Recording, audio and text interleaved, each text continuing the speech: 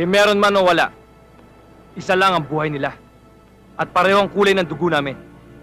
Kapag nagsalpukan kami, sila ang babagsak sa lupa. What's up mga tol, naalala at nakikilala ninyo pa ba ang veteran actor at sikat na martial art artist na si Monsur del Rosario? Sa video na ito mga tol, alamin natin ang kwento ng kanyang buhay at kumustahin natin siya kung ano nang meron siyang buhay ngayon.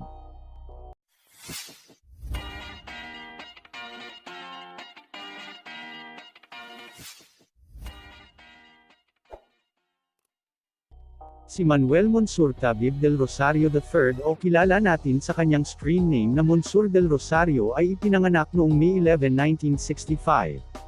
Si Monsur ay ipinanganak sa Maynila at lumaki sa lugar ng Bacolod. Ang ina ni Monsur ay Pinay na may lahing Arabo.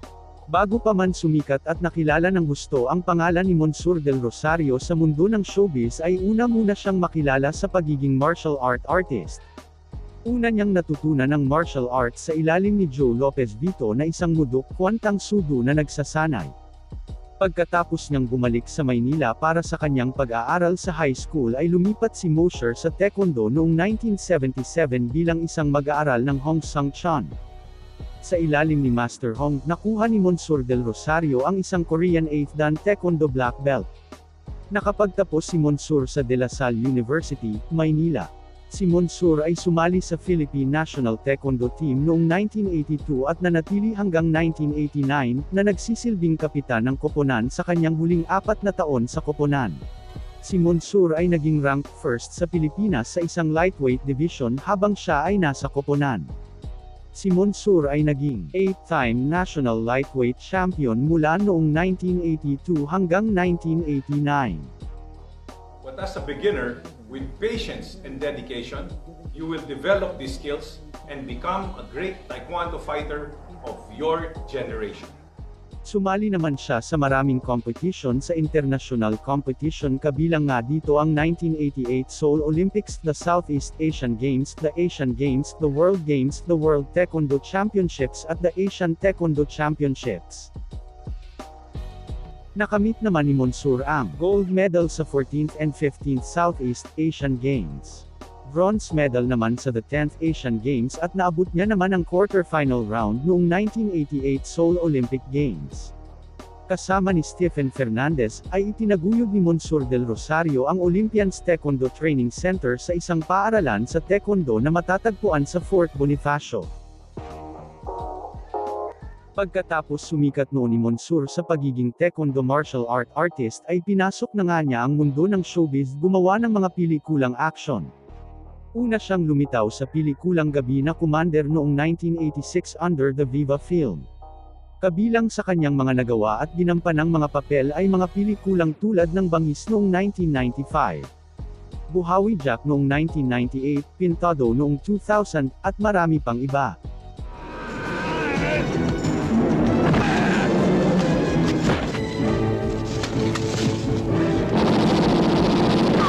Hayop ka! Ito na katapusan mo! Maliban sa pagiging action star ni Monsur sa Pilipinas ay ipinamalas niya rin ang kanyang husay at galing nang mapasama siya sa maraming mga international film productions tulad ng Demon Stone noong 1989, Blood Fist 2 noong 1990, Techno Warriors noong 1998. Nakatrabaho rin ni Monsur at kasama ang international martial artist na si Darren Shahlavi, sa pelikulang When Eagles Strike noong 2003, Blood Fist 2050 noong 2005, na may batang martial artist na si Matt Mullins, at ang pelikulang The Hunt for Eagle 1 noong 2006. Nakasama naman ni Monsur del Rosario sina Philip Salvador, Aurora Sevilla at Willie Revillame sa pelikulang Joke Ring 2, Kidlat ng Maynila noong 1991 under the 4N Films. Nag-perform din siya kasama sina Lito Lapid, Monica Herrera, at Johnny Delgado sa pelikulang Medal of Valor, habang nasasaktan lalong tumatapang noong 1991 produced by 4N Films. Muslim ako. Pero pulis pa rin. Nur, wala akong ibig sabihin masama dun sa sinabi ko. Hindi ko iniinsulto pagka Muslim mo. Naintindihan ko kayo, sir. Ang mga huling pelikulang nagawa naman ni Monsur ay ang Super Noipi noong 2005, Tatlong Baraha noong 2006, Master noong 2017 at ang Trigonal noong 2018. Pinasok rin naman ni Monsur ang paggawa ng TV series at napasama sa ilang mga palabas sa parehong magkakalaban na network tulad noong 1997 sa OGAG sa ABC5 Network, Sa Puso Ko Iingatan Kita noong 2002 sa ABS-CBN Network, Narito Ang Puso Ko noong 2003 sa GMA Network at marami pang iba. Ang huling nagawa naman na TV series ni Monsur ay ang palabas ng ABS-CBN na Kung Fu Kids noong 2008. Ikinasal naman si Monsur del Rosario sa asawang si Joy Zepanta. Siya din ay isang Secretary General sa Philippine Taekwondo Association at isang Philippine Olympic National Sports Association Martial Arts Council member. Nagsilbi rin siya bilang isang kagawad ng lungsod mula sa 1st District ng Makati City mula noong 2010 hanggang 2016 at kalaunan ay naging isang bilang ng kongresista na kumakatawan sa parehong distrito mula noong 2016 hanggang 2019. Sa ngayon mga tol ay kasalukuyang isang naninilbihan bilang isang congressman si Monsur sa 1st District ng Makati City. At kasulukuyang nagpapatuloy pa rin na nagtuturo tungkol ng martial art at ibinabahagi niya ito sa ibang mga tao. At makikita rin natin na hindi na rin active sa pagiging actor si Monsur pero mapapansin naman natin sa kanyang mga photos at mga video na ibinabahagi sa kanyang social media account na masaya na itong naninirahan ng tahimik at masagana kasama ang kanyang pamilya. Walang hiya ka talaga. Wala kang puso. Pati amo mo, pinatay mo. Kung wala ang taong katulad ko, sino ang huhuli sa mga tarantadong kagaya mo? Ha? Walang hiya. May kotse pala siya. Naisa na naman ako. At masayang tumutulong din ito sa mga tao habang naninilbihan bilang isang kongresista ng Makati City.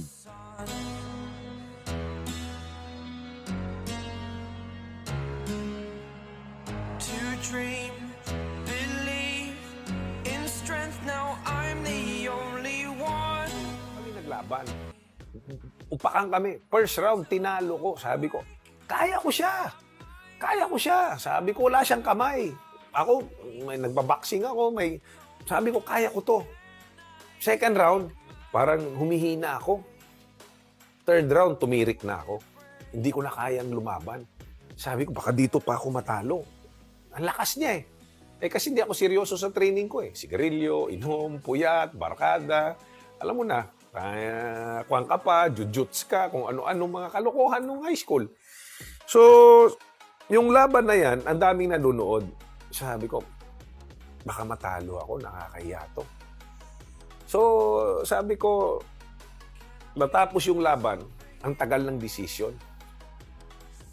Sabi ko kay Lord, sabi ko, Lord, alam ko, ang dami kong inaksayang years sa buhay ko na patapon. Dahil feeling ko patapon ako eh. Dahil tatay ko may ibang asawa, nanay ko may ibang asawa. Ako nandun sa lola ko mag-isa, hiwalay kami ng magkapatid ko. So, nag-iisa ako sa buhay. So, sabi ko, kung papanalunin mo ako sa laban nitong sa Malaysia na fighter, at sa tingin mo, kung i-dedicate ko ang buhay ko sa taekwondo, yung oras ko sa taekwondo, sa tingin mo magkakapangalan ako? Kung sa tingin mo magkakapangalan ako sa taekwondo, pag i-dedicate ko yung buhay ko sa martial art na to, make me win. Pero kung sa tingin mo, kahit mag-dedicate ako ng buhay ko sa taekwondo, tapos useless din pala, walang mangyayari sa akin dito, make me lose. And I will never wear my belt and my uniform again. At never na ako mag-taekwondo. At never na ako lalaban sa competition. Pero hindi ko sinabi yan kahit kanino kasi pagtatawanan ako ng mga kaibigan ko, pati ng mga pamilya ko. Ngayon, sinishare ko dahil matanda na ako eh. I was 18 or 17. I'm 56 now. So, it's a long time ago. So, tagal ng decision. Nung decision, nung tinaas ng referee yung kamay ko, sabi ko baka draw. Pag nag-draw kami, another round. Wala na akong ibuga. Kasi hindi nga ako seryoso sa training ko eh. Nung tinaas kamay ko, tinignan ko, hindi draw. Tapos sabi ko, panalo ako. parang 50-50, pwedeng talo ako eh. Kasi wala akong, tapos ng laban siya, tumatalon pa eh. Parang, ako, hingal na hingal na ako. Nung tinaas yung kamay ko, sabi ko, oh no, ano tong deal na hinamon ko ang Lord. So, tingin ako sa Colosseum ng Rizal Memorial Coliseum. Sabi ko, Lord, eto na siguro yung sign na hinihingi ko sa iyo kung anong, sana, ba't ako nandito sa mundo? Anong path ko? Anong gagawin ko sa buhay ko? So, sabi ko, okay, deal natin itong dalawa. Sabi ko, pero hindi ko pwede ikwento to sa iba, pagtatawanan ako. Basta deal natin to. Tapos yung nanalo ako, galit siya sa akin. Pero naintindihan ko pwedeng talo ako Pag uwi ko, kuha ko yung medal ko. Meron kami isang basurahan na malaki na may drum. Ayun, kinuha ko yung alak, sigarilyo, mga hindi magandang sigarilyo, yung mga kung ano-anong mga tabletas dyan, nilagyan ko ng gasolina, sinunog ko lahat. Tapos after 1 week, iniwasan ko lahat ng mga 30 kong barkada na puro kalokohan lang ang nadadala lang ako sa puro kalokohan. Isa-isa sila nawawala. Tapos nag-umpisa na ako mag-training. Tapos bumarkada na ako sa mga magagaling na fighter sa national team. Sumama na ako sa mga fighter sa school na magagaling. Yun na yung unti-unting rise to greatness. Sabi ni